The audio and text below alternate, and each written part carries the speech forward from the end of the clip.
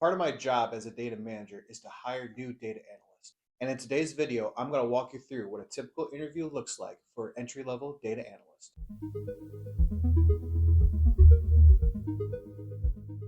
Thank you guys so much for clicking on this video. If you're new to my channel, my name is Dan and I'm a data configuration analyst manager. And just over 2 years ago, I was in your exact shoes where I was looking for my first entry-level data position. So I went through the same prep you guys are going through, and I know some of the things that I know I needed to help prepare myself for interviews. And now as a data manager, I know what I'm looking for when hiring data analysts. So I think I can give a pretty good perspective of not only what you guys are going to be going through, but also my perspective as someone who's hiring what I'm looking for. If you're someone who's trying to get into data analytics and you want to know some more information about resumes, what projects you need to look for, and what the world of data analytics looks like, why don't you check out my channel and consider subscribing to see more. Now, in this video, what I'm going to do is walk you through what a full interview looks like.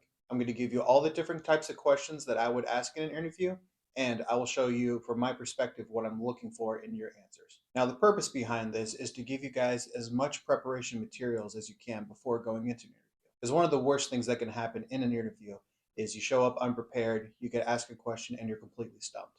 So the idea behind this is to give you guys just a little bit of perspective of what could be asked and to give you guys some time to think about, okay, how would I answer questions and what other types of questions could they ask that are similar to these that I could be prepared for ahead of time.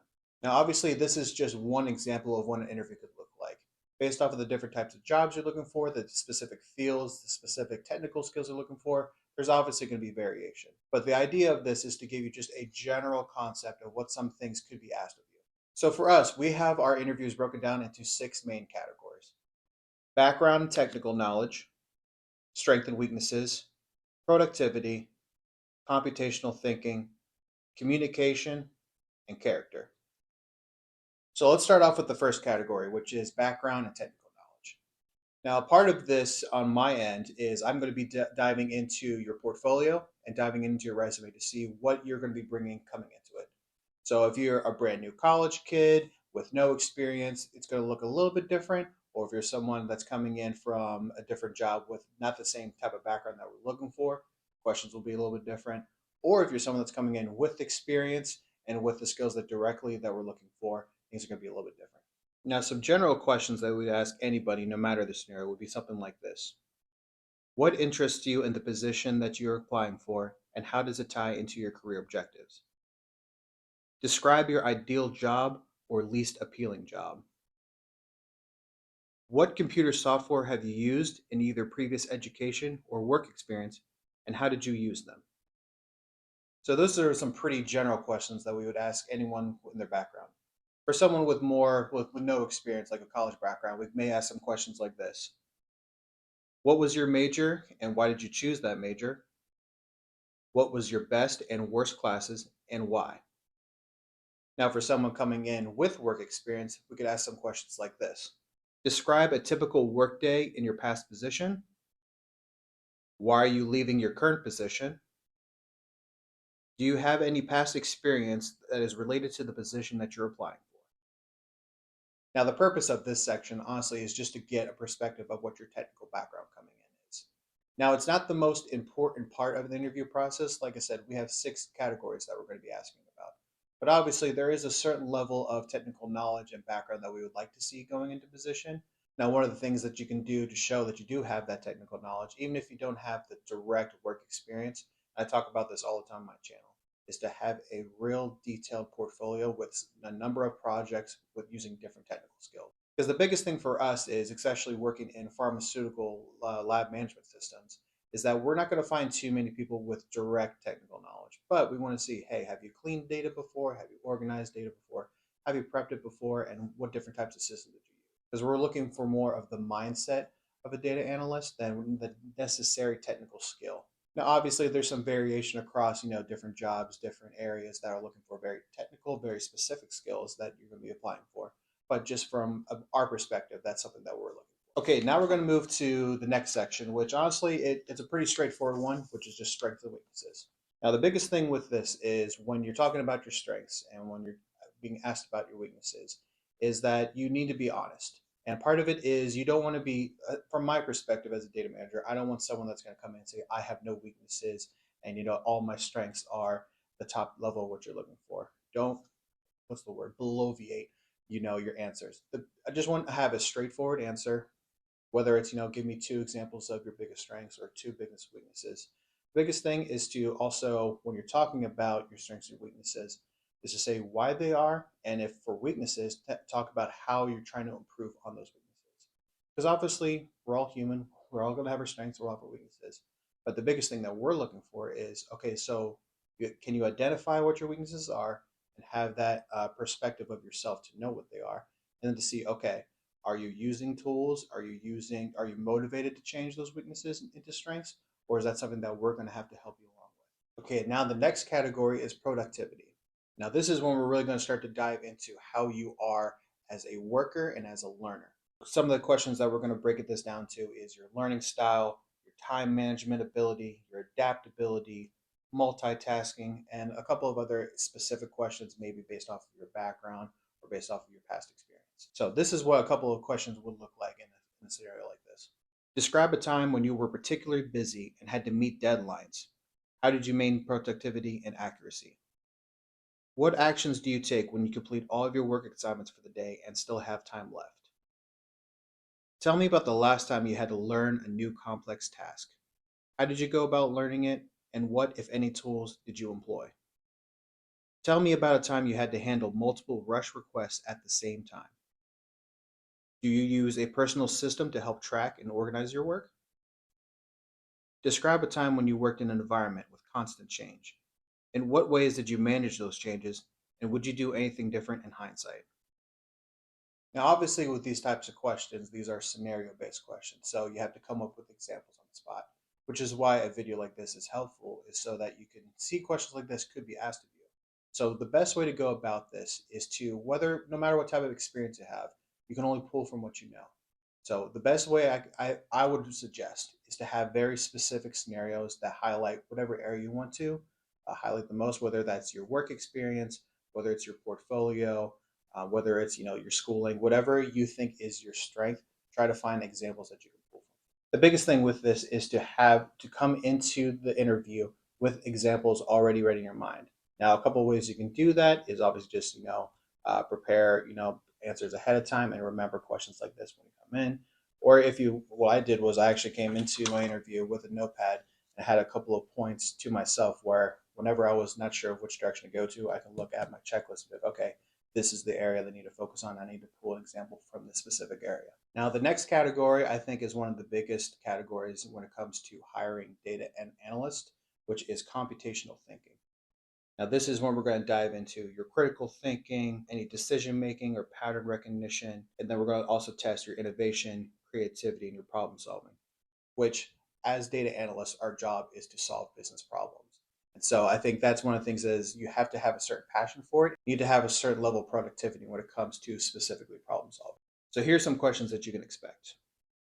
Is it better to clarify that all information in a request is accurate and complete the task perfect, but a little bit late, or make a reasonable assumption based on your experience that could lead to an error, but be on time? Tell me about a problem you solved in a unique or unusual way. Tell me about an initiative you've taken to improve procedures. Were you successful? If you receive an urgent request with information that you know is incorrect based on your expertise and experience, how would you proceed?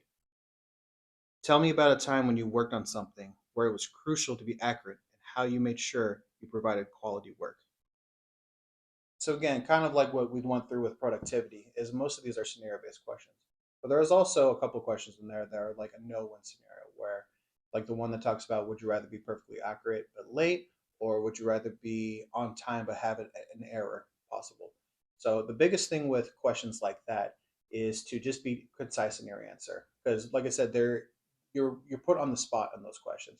So what we're trying to see is, can you process and think on the spot about how you would answer a question quickly, and would you be precise in your answer? Go with what your answer is with confidence and to back it up with your reasoning. Because obviously in this job, you're going to make mistakes, there's going to be issues, there are going to be rush scenarios. So the biggest thing that we're looking for is, can someone independently make a decision and be confident in what they do and back it up with their reasoning. Now, the next section I think is also very important for data analysts because what we do as data analysts requires us to work a lot with other departments and with other groups and with other distinct parts of the process. So communication is one of the big things that I think you have to have as a strength. So some of the things that we'll be asking you would be something like this. Tell me about a time that you worked on a successful team and what made it successful. Describe a situation where you're able to help a peer or team member and when you were asked to help. Tell me about the supervisor with whom you had the most effective relationship. Why was that relationship so effective? Tell me about a time you disagreed with your supervisor or teacher and how you handled it.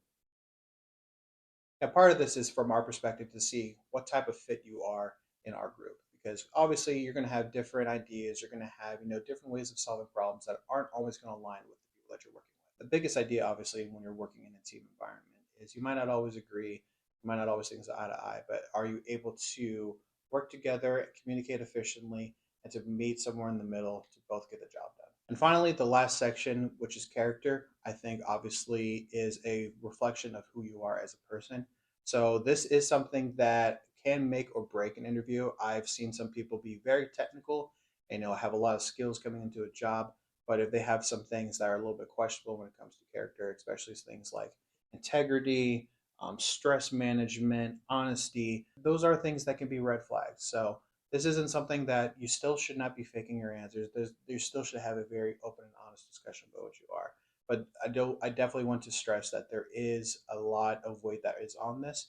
But I think that's for any job. Obviously, we want to hire people of higher character because obviously we're bringing you in to do a job and we're paying you a certain amount of money to do that job.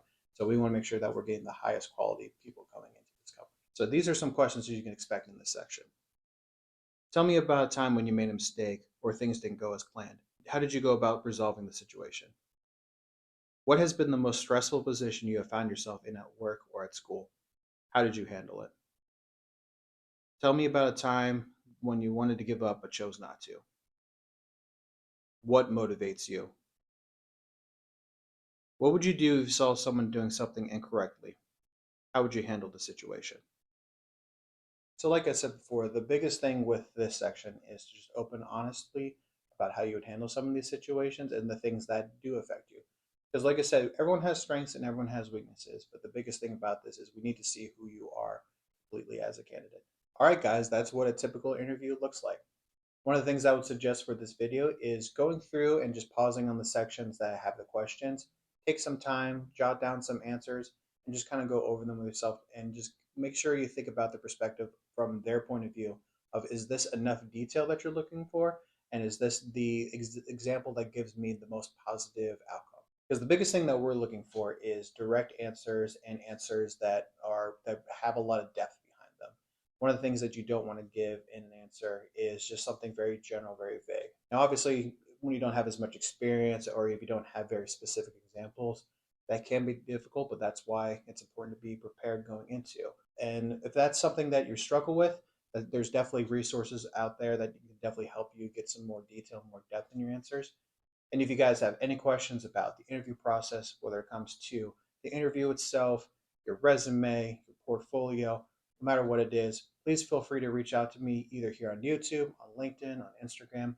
I'd be happy to help. And I hope you guys get a lot of good out of this information. And I hope you guys get the job that you're looking for.